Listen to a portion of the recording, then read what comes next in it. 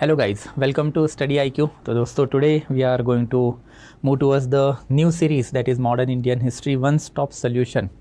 Now talking of this particular series, इसके पहले हम लोगों ने Ancient India and Medieval India का old NCERT RS Sharma Satish Chandra respectively उसको काफ़ी कॉम्प्रिहेंसिवली कवर किया था। वो जब सीरीज़ की थी तभी मैंने आपको बताया था कि जो हमारी PPTs रहेंगे एंड लेक्चर रहेंगे वो ज़्यादा रहेंगे, over and above whatever that has been mentioned in NCERT वही रहेंगे। And I am quite sure कि अगर आपने वो सीरीज़ की होगी देन उसका एक इलेबोरेट फ़ायदा आपको हुआ ही रहेगा प्रीलिम्स में। Out of 10 question ancient and medial के ऊपर जो आए थे, रफली 6 to 7 क्वेश्चन ईजिली हैंडलेबल थे from that particular series. But उसके बाद ऑब्वियसली रिस्पॉन्स उन दोनों सीरीज़ का जो काफ़ी अच्छा था, तो बच्चों का वही डिमांड था कि सर मॉडर्न इंडिया के लिए भी बिपिन चंद्रा करना। And Bipin Chandra is a book that I have suggested through out last year itself कि इसको थोड़ा सा कर लेना। हाउएवर अगर हम लोग इस साल एंड आफ्टर पिछले साल का यूपीएससी का अगर ट्रेंड देखें, not only in prelims but also mains, तो दोनों जगह पे जो हम लोग को गड़बड़ दिखाई देती है ना। बुक बेस्ड सीरीज़ में यहाँ पे प्रॉब्लम क्या है कि मार्केट में जो बुक चलते हैं, प्रिसाइज स्पेक्ट्रम चल रहा है, तो इस बेसिकली जीएस हिस्टोरियन या फिर जीएस वाले बंदों ने लिखा हुआ बुक है। एंड आफ्टर इसका जो बेस है इट कैन बी बिपान चंद्रा या फिर it can B other modern Marxist historian. तो ये वाला जो हिस्ट्री है यूपीएससी ने अब लिखना बंद कर दिया है, या फिर यहाँ पे सवाल पूछने यूपीएससी ने बंद कर दिया है। ये हमने पहले भी देखा था, जो मैंने एनालिसिस वीडियो लिया था what shall be the approach of the history henceforth, उसमें मैंने आपको इलेबोरेटली समझाया भी था कि लास्ट 2 साल में अगर हम देखें तो UPSC is moving towards nationalist historiography and Hindu historiography. And nationalist and Hindu historiography में प्रॉब्लम क्या है कि नेशनलिस्ट एंड हिंदू हिस्टोरियोग्राफी जो है वो एंशिएंट पास में ग्रेट हिंदुआइजेशन, हिंदू किंगडम्स के ऊपर फोकस करने वाली हिस्ट्री होती है, जो कभी मानने के लिए ही रेडी नहीं रहती है कि India has undergone through multiple process of disintegration. तो इसकी वजह से मॉडर्न इंडिया की बात करें तो प्रिसाइजली 2 फेसेस है हमारे पास। एक 1707 डेथ ऑफ औरंगजेब से लेके 1857 that is east India company का राजपाट जाने तक, इस पीरियड में इंडिया का एक डिसइंटीग्रेशन एंड आफ्टर री integration under British east India company हमको दिखाई देता है। तो ये वाले फेस से तो यूपीएससी ने ऑलमोस्ट 2018-19 के बाद से ही सवाल पूछने बंद कर दिए थे। रही बात 1857 से लेके 1947 का पीरियड, यानी 1857 से 1947 के पीरियड का जो बेस है वो नेशनलिज्म है। एंड नेशनलिज्म आया कहाँ से इंडिया में? नेशनलिज्म आया है बेसिकली सोशियो रिफॉर्म मूवमेंट से। And socio reform movement means criticism of the religion. And obviously आजकल क्रिटिसिज्म ऑफ रिलीजन को लाइटली नहीं लिया जाता है, it is considered as anathema. And ये हिंदू हिस्टोरियोग्राफर, नेशनलिस्ट हिस्टोरियन भी हिंदू ये रिलीजन जो है या फिर जो धर्म है उसका क्रिटिसिज्म थोड़ा ठीक से नहीं लेते हैं। तो that's why you can see even 19th century की हिस्ट्री जो है वो भी अब यूपीएससी नहीं पूछ रहा है। जो क्वेश्चन आ रहे हैं वो प्रिसाइजली 20th सेंचुरी से ही आ रहे हैं। एंड इन माई ओपिनियन धीरे धीरे अब यूपीएससी उसको भी फेस आउट कर ही देगा, बिकॉज 20th सेंचुरी की हिस्ट्री मतलब कांग्रेस की हिस्ट्री है which is not in consonance with the present day governments policies. But in any case अब सीरीज़ तो बनानी है, एंड सीरीज़ बनाने के टाइम पे अगर बुक बेस्ड सीरीज़ बनाई देन वही वाला इशू बाद में आ जाएगा। कॉम्प्रिहेंसिव तो मैं पढ़ा दूँ कोई भी बुक आपको, बट यार अगर आपको एग्जाम में फ़ायदा ही नहीं हो रहा है तो नॉलेज का फ़ायदा क्या है ना। तो that's why the solution is basically modern Indian history one stop solution. Now what I have think the thought process is basically कि rather than going for certain particular book, I have myself score 300+ in history optional, तो अब मुझे खुद 300+ का optional का एक elaborate अंदाज़ है एंड आप मतलब एक्सपीरियंस है। And thereafter I know from the previous year trend analysis कि यूपीएससी क्या पूछ रहा है क्या नहीं पूछ रहा है। तो आई थॉट कि भाई let's merge optional as well as GS का सर्टन पोर्शन जहाँ से सवाल मैक्सिमम आ रहे हैं, एंड देयर आफ्टर इसके साथ साथ एक critical change in the approach भी करेंगे। मतलब rather than studying Marxist historiography थोड़ा हिंदू हिस्टोरियोग्राफी के ऊपर फोकस देके जो है मॉडर्न इंडिया पढ़ेंगे। अब हिंदू हिस्टोरियोग्राफी या फिर नेशनलिस्ट हिस्टोरियोग्राफी पे फोकस देके मतलब एग्जैक्टली क्या करना है, इसी के लिए basically we will have this particular session. This will be a launching session जिसमें I am just going to explain you the thought process कि एग्जैक्टली ये पर्टिकुलर सीरीज़ के पीछे थॉट प्रोसेस क्या है और इसका फ़ायदा आपको कैसे होने वाला है। बट थॉट प्रोसेस समझने से पहले ऑब्वियसली थोड़े से PYQ देखेंगे, ऑब्वियसली डिटेल नहीं करना है बट एक ट्रेंड एनालिसिस हम कर सकते हैं। तो एक क्वेश्चन जो यूपीएससी ने 2023 में जो पूछा था वो गवर्नर जनरल ऑफ बंगाल का था, तो ये one of the easiest question था अक्रॉस द पेपर, तो ये वाला सवाल तो आपको आ ही गया होगा। बट अगर आप दूसरा वाला सवाल देखोगे तो ये वाला जो सवाल है यूपीएससी ने स्पेसिफिकली कहाँ से पूछा है, तो न्यू NCERT से पूछा हुआ है। तो न्यू एनसीईआरटी से पूछा हुआ इन द सेंस दैट कि Alexander Read, thereafter Longhurst, Sewell and thereafter Burgess, इनके नाम न्यू एनसीईआरटी में जो है थोड़े से डिस्पर्स लेवल पे आपको एज अ आर्कियोलॉजिस्ट दिखाई देंगे, बट ये न्यू एनसीईआरटी में है ना। Talking of R S Sharma या फिर सतीश चंद्रा, बीजेपी गवर्नमेंट को उनसे इतना ज़्यादा ग्रज नहीं है because now they are the older historian, but Bipin Chandra का और गवर्नमेंट ऑफ इंडिया का एक टसल जो है 2015 से लेकर 2018 टिल हिज डेथ दिखा गया है। एंड उसमें बीजेपी गवर्नमेंट ने रोमिला थापर भी हो सकता है, and thereafter even Upinder Singh, and thereafter even we can talk about basically Bipin Chandra, इनकी जो हिस्ट्री जो है वो फेस आउट करना ही चालू कर दिया है। तो दैट्स अ ओल्ड एनसीईआरटी, भले ही मैंने आपको पहले भी बता के रखा था, it will give you benefit. अगर मॉडर्न इंडिया पढ़ना है तो सबसे ब्यूटीफुल तरीके से लिखने का काम बिपिन चंद्रा ने ही किया है, बट अब यूपीएससी वहाँ से सवाल नहीं पूछ रही है। So I'm not going to conduct my entire exercise या फिर this particular series on old NCERT of Bipin Chandra, इसलिए थोड़ी दूसरी चीज़ें सोची है कि अगर ये दो चीज़ें देखें तो ये ना स्पेक्ट्रम से आ रही है, देर आफ्टर ना ये बेसिकली बिपिन चंद्रा से आ रही है, तो वो बुक हम लोग करे ही क्यों, करने का कोई सेंस बनता है, नहीं बनता है, राइट। वैसे फिर ये तीसरा वाला जो सवाल है ये ट्रेंड बेस्ड सवाल था। 2022 में यूपीएससी ने 8 अगस्त 1942 वाला क्विट इंडिया मूवमेंट पूछ लिया, एंड फिर उसके बाद यूपीएससी ने यहाँ पे डायरेक्टली वाला सवाल जो है पूछ लिया, दैट इज 7 अगस्त से रिलेटेड कौन सा मूवमेंट लॉन्च हुआ है एंड उससे related factual data. It can be considered as a current affair of 2014-15 also, but मैं इसको प्योरली ट्रेंड बेस्ड क्वेश्चन बोलता हूँ कि यूपीएससी की अब ये हैबिट हो चुकी है कि पिछले 2 या 3 साल की जो क्वेश्चन है सेम क्वेश्चन रिपीट करो, बस थोड़ा सा ट्वीक करके या फिर डाटा बदल के आप डाल दो। तो अगेन ये वाला क्वेश्चन जो है ना स्पेक्ट्रम से हैंडल होने वाला है ना बेसिकली बिपिन चंद्रा से हैंडल होने वाला है। ये 3 ही क्वेश्चन मैंने लाए थे बिकॉज ये 3 ही क्वेश्चन मॉडर्न इंडिया की यूपीएससी ने पूछे 2023 में। 2022 में तो 2 ही सवाल आए थे और वो भी ऐसे ही अटपटे सवाल थे। तो इन दैट कैपेसिटी अगर 2 या 3 सवाल आ रहे हैं तो इतना बड़ा लंबा स्पेक्ट्रम करो, इतना बड़ा लंबा बिपिन चंद्रा करो, उसकी सही में कोई ज़रूरत है क्या। And talking of this particular thing, एक और चीज़ जो है basically is related to the mains also. अगर हम लोग इवन मेन्स के भी अगर क्वेश्चन देखते हैं तो मेंस वाला पेपर ही 2022 का, तो इसमें आई hope you might be knowing it, but जिसको पता नहीं है उसके लिए दिस इज समथिंग कि question number 1, question number 2, question number 3, question number 11, 12 and 13, ये ऐसे टोटल 6 क्वेश्चन GS1 में आपको हिस्ट्री से आते हैं। एक ज़माने में ये 6 में से 4 से 5 क्वेश्चन मॉडर्न इंडिया के यूपीएससी पूछा करता था, बट अब इसका वेटेज जो वो रिड्यूस होकर आ गया है 3 क्वेश्चन के ऊपर। यूजुअली यूपीएससी 2 10 मार्क के और 1 15 मार्क का सवाल ही यूपीएससी यहाँ से आजकल पूछ रहा है, दैट इज़ रफली 35 marks worth of question. But अब इसमें भी प्रॉब्लम क्या है कि अगर मॉडर्न इंडिया में रफली 35 मार्क्स वर्थ ऑफ क्वेश्चन आ रहे हैं तो वो भी तो स्पेक्ट्रम से हैंडल नहीं हो रहा है। इवन आप प्लासीटू पार्टीशन पढ़ोगे तो वहाँ से भी बेसिकली ये क्वेश्चन आपके हैंडल नहीं होने वाले। तो just look at the question of 2022, ये तो टेम्पल आर्किटेक्चर वाला था जो हम लोगों ने एंशिएंट मीडियल में ही कर लिया था। बट ये why did armies of British East India Company, mostly comprising of Indian soldiers, win consistently against more numerous and better equipped armies of then Indian ruler? Give reason. अब बताओ इसमें क्या दोगे? Unless and until you know the social history of India, and ये social history of India Marxist as well as Hindu historian से perspective से आप ये वाला सवाल हैंडल कर ही नहीं पाओगे। आप लिख ही नहीं पाओगे कि ब्राह्मण क्षत्रिय अलायंस क्या होती है, देर आफ्टर जो कोर मिलिट्री कमांडर वो भी ब्राह्मण क्षत्रिय होते हैं, इनकी फ्यूडल आर्मी कौन सी होती है, देर आफ्टर जो फ्यूडल आर्मी है जो मेजॉरिटी रंग है वो वैश्य एंड शूद्र है, उनको ना एजुकेशन है ना एक्सेस टू मिलिट्री टेक्नोलॉजी है। ये मिलिट्री टेक्नोलॉजी एंड एजुकेशन सिर्फ अपर वर्ण अपर जाति लीडरशिप को ही मिला हुआ है। तो बेसिकली एक varna division and thereafter jati division army में परकोलेटेड है। And worst is basically the Brahmanical attitude, and इसमें third battle of Panipat can be given as a beautiful example. Third battle of Panipat में मराठा हारे क्यों? तो contemporary historian and even Kashiraj Pandit जो उस battle field में मौजूद थे and who was basically diwan of Shujauddaula, तो उन्होंने भी सारी की सारी जो ब्लेम है वो सदाशिवराव भाऊ एंड उनका जो ब्राह्मणिकल एटीट्यूड है उसके ऊपर डाला। तो अब ये वाली चीज़ें जो है वो आपको बेसिकली नॉर्मल रेफरेंस बुक में पढ़ने ही नहीं मिलेंगी। ये Hindu historiography and Marxist historiography का एक अंडरलाइन डिबेट करंट है, डिबेट है ये सारा। तो अब ये वाली चीज़ आप कहाँ पे मिलेंगी? जैसे आप ये तीसरा वाला सवाल देख लेना कि why was there sudden spot in famine in colonial India since mid 18th century, give reason. तो भाई मिड 18th सेंचुरी जो है मतलब 1750 onward sudden spot of famine India में क्यों हुआ? अब इतना बड़ा इंडिया है, इंडिया में ब्रिटिश ईस्ट इंडिया कंपनी भी है, इंडिया में प्रिंसेस मतलब बड़े बड़े किंगडम भी है, एंड आफ्टर इंडिया में मुगल्स भी बैठे हुए हैं।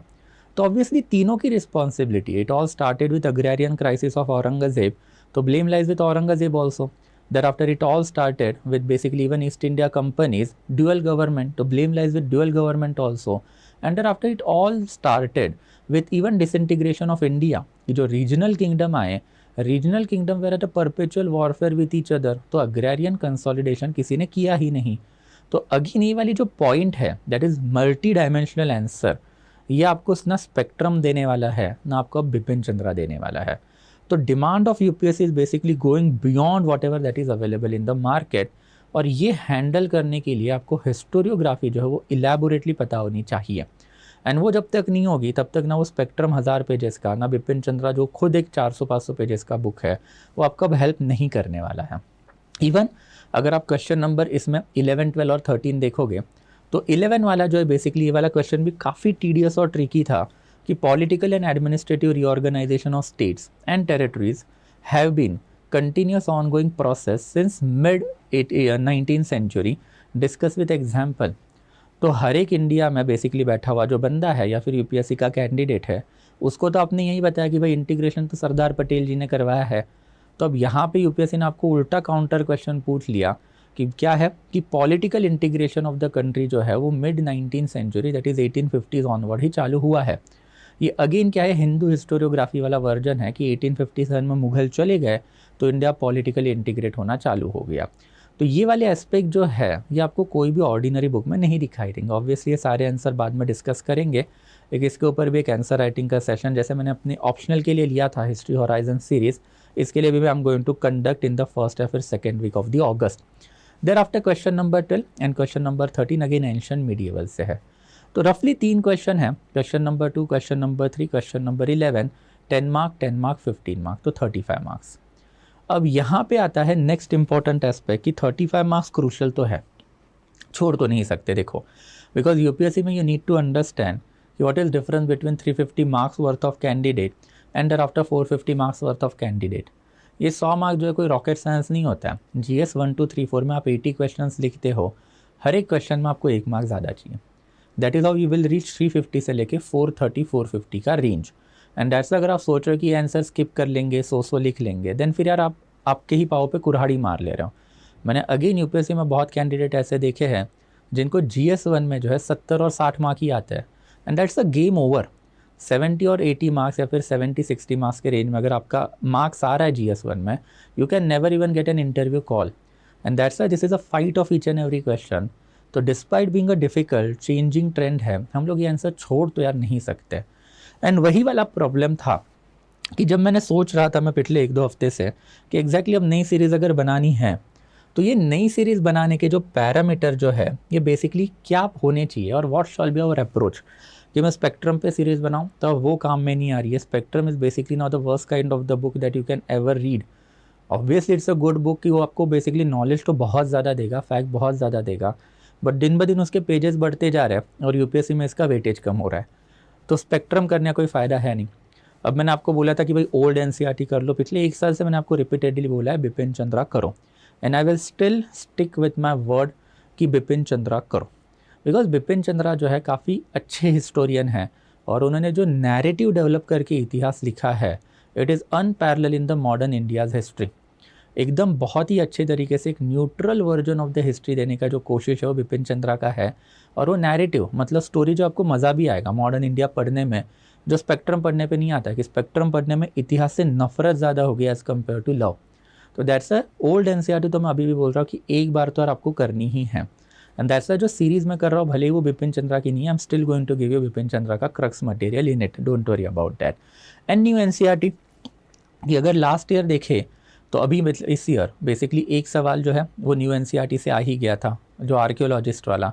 उसके पिछले बाल वाला अगर देखोगे तो वहाँ पे भी 1-2 सवाल जो न्यू एनसीईआरटी बेस आ ही गए थे। बट न्यू एनसीईआरटी में प्रॉब्लम क्या है कि वो कॉम्प्रिहेंसिव नहीं है। न्यू एनसीईआरटी जो है वो थोड़ी सी नेशनलिस्टिक हिंदू पर्सपेक्टिव से लिखी तो गई है, बट वहाँ पे नैरेटिव नहीं है, वहाँ पे बस फैक्चुअल डाटा डाल के रखने का काम इन्होंने किया है। वो न्यू एनसीईआरटी पढ़ के अगेन परेशानी ज़्यादा होती है rather than basically understanding the history. तो अगेन एनसीईआरटी बेस्ड सीरीज जो है बेसिकली वो भी मुझे नहीं करनी थी, and that's basically the solution is basically this one, that is one stop solution for the modern Indian history. Now since I have scored 300 plus marks in the optional का एक elaborate experience है मुझे, अब मैं almost 3 साल के लिए optional पढ़ा भी रहा हूँ। उसके साथ साथ we can even talk about GS. तो जीएस का जो मैंने अभी आपको ट्रेंड दिखाया, मैंने तो बस आपको 1 साल का ही ट्रेंड दिखाया है, मेरे पास तो ऐसा पूरे 10 साल का ट्रेंड भी अवेलेबल है।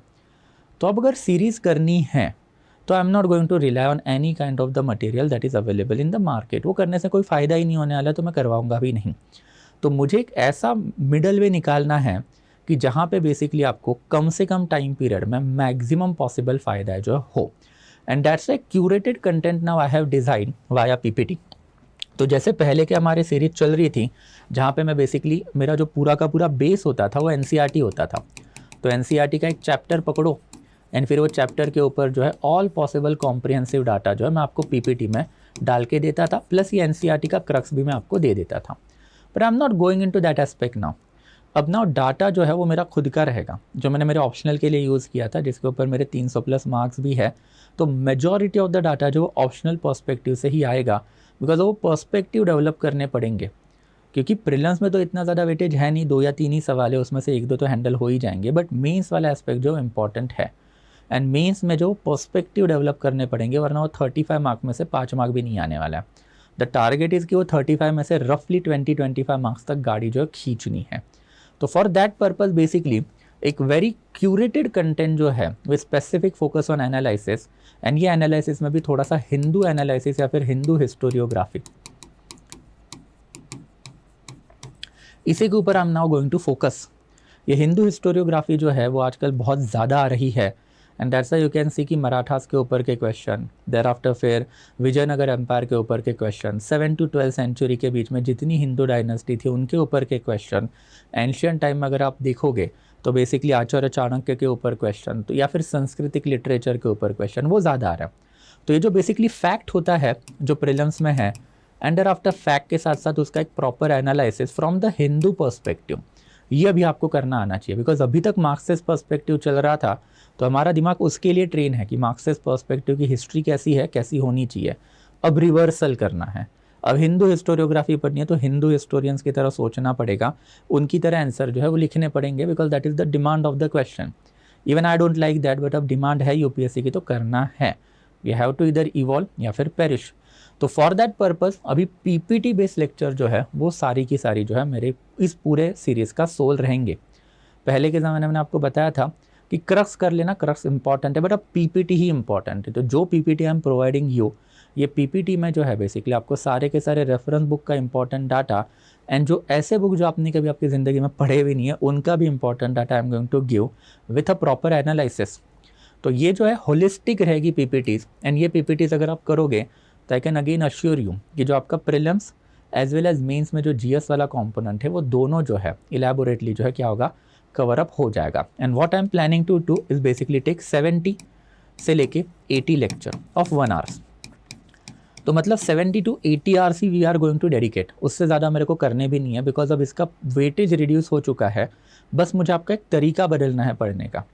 वो तरीका बदलने की ज़रूरत इसलिए because as a ordinary UPSC candidate अगर आपने एक अटैम्प्ट भी दिया है तो आपको पता है कि यूपीएससी में अब जो एग्जिस्टिंग रिसोर्सेस है वो काम में नहीं आ रहे हैं।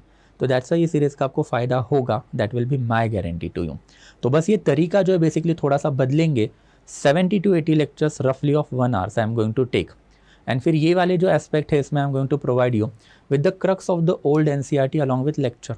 तो मतलब मैंने आपको बताया था कि बिपिन चंद्रा तो अभी भी पढ़ो यार, ब्यूटीफुल बुक है, वो तो मिस आउट नहीं करनी है, उसके बिना हिस्ट्री पढ़ने का आनंद ही नहीं आएगा, एंड वो आपको लेना है, थोड़ा सा इंटरेस्ट आपको सब्जेक्ट में रखना पड़ेगा। तो ये तो मैं आपको लेक्चर में अलॉन्ग विद द लेक्चर ही दे दूंगा कि 1, 2, 3 लेक्चर या फिर 4, 5, 6 लेक्चर जब जैसे जैसे होंगे तो वैसे वैसे certain chapter of Bipin Chandra का जो क्रक्स है that I am going to release. And further keeping in mind the demand of the prelims now, कि प्रीलिम्स में न्यू एनसीईआरटी से मॉडर्न इंडिया में सवाल ज़्यादा आ रहे हैं, ओल्ड में, एंशिएंट एंड मिडिवल में नहीं, मॉडर्न इंडिया में ही सिर्फ न्यू एनसीईआरटी के ऊपर इनका फोकस है। तो दैट्स इवन न्यू एनसीईआरटी का crux material I am going to provide at the end of this entire series. तो ये जो सीरीज़ जो है, एंड ऑब्वियसली कोई पेड वेड नहीं है, सारा का सारा फ्री ऑफ द कॉस्ट है। It is an initiative that I have undertaken by keeping in mind the demand और changing demand in the history realm of UPSC. तो ये वाली जो चीज़ें थोड़ी सी आपको समझनी पड़ेंगी अब, कि हिंदू हिस्टोरियोग्राफी मतलब क्या है। The art of writing history from the Hindu perspective, that is glorification of ancient past. And glorification of ancient past मतलब अप टू 12th सेंचुरी तक के जितने भी हिंदू डायनेस्टीज़ है उन्हीं के ऊपर मैक्सिमम फोकस। एंड फिर वो हम लोगों ने एंशियंट इंडिया, मीडिएवल इंडिया की एनसीईआरटी में इलेबोरेटली करके रखा है। बट मॉडर्न इंडिया जो है वहाँ पे अभी भी सवाल आ रहे हैं, रफली 3 क्वेश्चन क्यों ना हो, बट प्रीलिम्स में है, एंड रफली मेंस में भी 35 मार्क्स वर्थ ऑफ क्वेश्चन आ रहे हैं। अब उसके लिए स्पेक्ट्रम बच्चा पढ़ेगा, देर आफ्टर कुछ और बुक पढ़ेगा, यार मेरे को पसंद नहीं आ रहा है लिटरली, मतलब पिछले 1 महीने में, अब रिजल्ट आके 15-20 दिन हो चुके हैं, बट ऑब्वियसली प्रीलिम्स के बाद 1 महीने में बच्चा मुझे आके पूछ रहा है सर मुझे प्लासी टू पार्टीशन पढ़ना है। अरे भाई प्लासी टू पार्टीशन ऑप्शनल वाला बच्चा नहीं पढ़ पाता यार, आप क्यों पढ़ रहे हो वो। एंड फिर वो पढ़ने से पहले अगर आपको हिस्ट्री पढ़ने के तरीके ही नहीं पता है तो उसका कोई फ़ायदा भी नहीं है। And that's why this particular series that I have design, that is one stop solution. ये मेरा वेल क्यूरेटेड कंटेंट है, एंड फिर मेरा मतलब कोई मैं हिस्टोरियन हूँ नहीं तो खुद नहीं लिखूंगा। ये कुछ ऐसे रेफरेंस बुक है जो हिंदू हिस्टोरियोग्राफी बिल्ड करने के लिए मैंने मेरे प्रिपरेशन के टाइम पे लगाए थे, जिसकी वजह से मुझे 300+ हिस्ट्री ऑप्शनल में आए। एंड देयर आफ्टर जो नॉर्मल रेफरेंस बुक है वो, ये दोनों का एमैलगमेशन आपको यहाँ पे दिखाई देगा। एंड फिर मेरा प्राइमरी पर्पज़ यहाँ पे जो रहेगा वो आपको कंटेंट प्रोवाइड करना नहीं है, that is basically to change your perspective from the direction of the Hindu historiography, ताकि आपको मेंस लिखने में अंडर आफ्टर इंटरव्यू में ज़्यादा दिक्कत जो है हिस्ट्री से रिलेटेड क्वेश्चन में ना आए। तो this is something from my side guys today. तो this is basically modern Indian history, this was a launching video. तो बस मुझे आपको थॉट प्रोसेस बतानी थी कि एग्जैक्टली हम क्या करने वाले हैं, क्या नहीं करने वाले हैं। And this entire series we are going to launch from tomorrow onward every day at 2 PM, and obviously it will be free of cost. जैसे हम लोगों ने एंशिएंट एंड मीडिएवल का सेशन किया था ओल्ड एनसीईआरटी का, तो वैसे ये रहेगा। पीपीटी भी आपको मिल जाएगी, एंड पीपीटी के साथ साथ ओल्ड एनसीईआरटी का क्रक्स तो अलॉन्ग विथ लेक्चर ही मैं आपको दे दूंगा। बट जैसे ही सीरीज़ खत्म हो जाएगी तो मैं आपको न्यू एनसीईआरटी का crux, that is 8th standard and 12th standard की जो न्यू एनसीईआरटी है उसका crux also I am going to provide. And again अब आप पूछोगे कि सर मतलब इतना सारा कंटेंट फिर आप लाओगे कहाँ से, तो this is something for you. कि मतलब मुझे इसके ऊपर फिर बहुत सारे बच्चों ने पर्सनल सवाल भी पूछे थे, बट मेहनत नहीं करनी होती आजकल बच्चों ने बताया कि भाई बहुत जगह पे मैंने ओपन सेशन में मार्कशीट जो वो शेयर करके रखी है, बट फिर भी सर मार्कशीट शेयर करो 300+ कैसे दिखते हैं देखना है, तो this is something for you. तो हिस्ट्री ऑप्शनल में आई have my self scored more than 300+। तो ये जो 300+ जो है ये हर एक कैंडिडेट का एक सपना रहता ही है यार, मतलब ऑप्शनल में 300+ आए किस बंदे को नहीं चाहिए रहता, it's a dream. And I know कि मतलब वो अचीव कैसा करना है, it's not a share luck you can say, इसके पीछे बहुत ज़्यादा मेहनत लगती है, और जो बंदा वो स्कोर करता है उसी को पता रहता है। एंड प्रिसाइजली 2018 का ही मार्कशीट जो है मैंने यहाँ पे आपके लिए रिलीज़ करके रखा है। 2017 में भी आई हैड स्कोर रफली around 300 marks it self, but 17 का मैं रिलीज़ नहीं करता बिकॉज ऑफ 17 तक जो है यूपीएससी ने खुद कोई पब्लिक डोमेन में जो है मार्कशीट नहीं डाली। बट 2018 ऑनवर्ड यूपीएससी ने जो इंटरव्यू रिटर्न कैंडिडेट है उनका डाटा पब्लिक डोमेन में डालना चालू किया है। तो ऑब्वियसली ये वाला मार्कशीट जो है it is available even the UPSC site. मैंने ये जो बेसिकली ढक के रखे, ऑब्वियसली ये मार्क्स को दिखाने लायक थे नहीं तो इसके लिए ढक के रखे, बट इसके ऊपर I need to make a video, मुझे एक थोड़ा सा एक इंस्पिरेशनल वीडियो पे इसके ऊपर बनाना है। 6-7 महीने से मैं सोच रहा हूँ उसके ऊपर, बट बनाऊंगा मैं, तो उस टाइम पे मार्क्स जो मैं रिलीज़ करूँगा। बट मीनवाइल अगर आपको चाहिए क्यूरियोसिटी कि देखते सर के कितने मार्क्स आए हैं या कितने ही गंदे आए हैं, तो you can just check out कि interview return candidate marks 2080 UPSC civil services examination, आपको यहाँ पे मार्कशीट जो है मेरी आराम से दिख जाएगी। It's openly available, openly accessible, and that's I am saying कि 300+ मार्क जो है तो क्यूरेटेड कंटेंट मेरा स्पेसिफिक है। दिस इज़ माई कंटेंट, मतलब इन द सेंस दैट कि जो इंपॉर्टेंट रेफरेंस बुक से जो इंपॉर्टेंट चीज़ आपको लगेगी, perspective building, fact and after फिर एनालिसिस, ये 3 जो है पिलर रहेंगे ये एंटायर सीरीज़ के। तो अगेन ये सीरीज़ कोई एनसीईआरटी बेस या फिर स्पेक्ट्रम बेस में नहीं करूँगा, because it puts a limitation no कि मतलब मुझे इससे बाहर नहीं जाना है, एंड मुझे वो लिमिटेशन अब मेरे को ये सीरीज़ में नहीं चाहिए। I will do it in my own way, but इसका फ़ायदा आपको डेफिनेटली होगा जैसे एंशिएंट एंड मीडिएवल इंडिया के एनसीईआरटी का आपको हुआ है। तो अगेन जाने से पहले guys, I am faculty of the history optional over here, and as you know कि we are launching the new batch of the history optional from 17 July onward. अब ये वाला जो बैच जो है वो मॉडर्न इंडिया से चालू होगा, एंड ये जो मॉडर्न इंडिया से जो बैच लॉन्च होने वाला है it is a comprehensive batch for the history optional. तो हिस्ट्री ऑप्शनल का जो बैच रहेगा मेरा, it will be having 2 important pillar कि सबसे पहले प्राइमरी स्किल डेवलप करना है, and for primary skill I am going to take 35 to 40 lectures on ancient India, medieval India, modern India and modern world. And thereafter इसमें मैं आपको 3 type का content भी दूंगा, that is crux material. Again आजकल का जो changing trend है यूपीएससी का, that is excessive emphasis on Hindu historiography, ये आपको मार्केट के कोई कंटेंट में नहीं दिखने वाला है. इसके लिए सेपरेट रेफरेंस बुक करने पड़ते हैं, which I have done during my preparation. And वो वाला content and along with that जो भी इंपॉर्टेंट रेफरेंस बुक मार्केट में होते हैं उसका भी कंटेंट आपको मेरे क्रक्स में ही मिल जाएगा. तो once you have done crux, आपको फिर बाकी के रेफरेंस बुक करने की कोई ज़रूरत नहीं है. क्रक्स के साथ साथ I am going to provide you with the access of PPT. तो जो पीपीटी का एक्सेस जो वो भी काफ़ी सिग्निफिकेंट है, बिकॉज पीपीटी से एक विजुअल मेमोरी डेवलप्ड होती है. And my PPTs are always having very comprehensive approach. Comprehensive approach मतलब कोई भी पीरियड का जो भी इंपॉर्टेंट डाटा आपको चाहिए वो मेरे पीपीटी में आपको दिख जाएगा. एंड देयर आफ्टर थर्ड जो हैंड रिटन नोट, सिंस हमारे लेक्चर डिक्टेशन बेस्ड नहीं होते हैं, I hate that approach basically, because dictation based approach में जो हिस्ट्री में आपको रट्टा मरवाया जाता है, और हिस्ट्री में आपको रट्टा नहीं मारना है दोस्त. हिस्ट्री में आपको प्रोसेसेस समझनी है, हिस्ट्री आपको अंडरस्टैंडिंग करनी है, तभी हिस्ट्री में मज़ा आएगा, तभी जाके डाटा भी याद रहेगा. तो डिक्टेशन बेस में जो है बेसिकली आप रट्टा ज़्यादा मारते हो, एनालिसिस नहीं होता है, एंड फिर पेपर में 200 से ज़्यादा मार्क्स नहीं आते. That's an irony of each and every history optional student. तो दैट्स मेरे सारे लेक्चर जो है बेसिकली वो एनालिटिकल एस्पेक्ट के ऊपर ज़्यादा फोकस करके होते हैं. बट आई नो जब मैं आपको डिक्टेशन नहीं देता तो आप रनिंग नोट्स बनाते हो, कुछ गलतियाँ करोगे, कुछ इंपॉर्टेंट पॉइंट मिस आउट कर दोगे. फॉर दैट पर्पज़ फिर यहीं पे जब लेक्चर चालू रहता है तो मेरे साथ एक बंदा बैठ के जो नोट्स बनाता है, hand written note, which is like a running note of our class. मैं उसको इवेल्यूएट करता हूँ, thereafter I will upload it to your portal. तो जिससे होगा क्या, कोई भी क्रूशल डाटा जो मैंने क्लास में बताया वो आपका मिस आउट नहीं होगा. तो काफ़ी comprehensive content I am going to provide along with the lecture, जिससे आपका प्राइमरी स्किल जो है that is development of the fact, development of the analysis and development of the critical perspective. मतलब analysis जो है positive as well as negative angle से कैसे किया जाता है ये डेवलप हो. And thereafter we are going to focus upon the secondary skill, that is test series जो है इसमें इंक्लूडेड है.